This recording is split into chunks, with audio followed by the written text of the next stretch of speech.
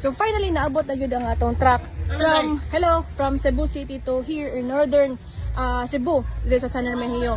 Dala ang atong gipamalit gahapon na mga bugas, mga relief goods, and mga water. So right now, ongoing atong repacking sa mga dilata. Ayan, hi mami! Ongoing atong repacking sa mga dilata para mahanay na tong hatag sa mga tao nga nabiktima sa linog dire sa northern Cebu. So nabot na siya ganiha mga around 8 AM.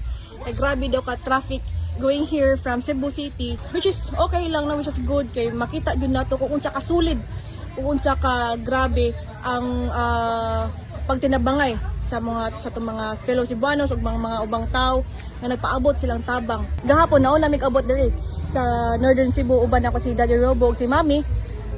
Kung unsa lay masakay na mo sa pick up gahapon, like mga gamay water o relief goods, kay una jud damo ang mga remote areas kay kaning truck guys, di gyud na siya kasod og mga remote areas like mga gagmay nga suok-suok nga madalan. So gahapon dito mga remote areas, uban si Mami ug si Daddy ug ilang mga friends nang hatag ni ngadto og mga relief goods. Atong mga nag-ingon nga wala koy ambag or hitch ni ako or unsa man mga storya diha. Balikon kani nga tabang guys, personal ni nga tabang, no?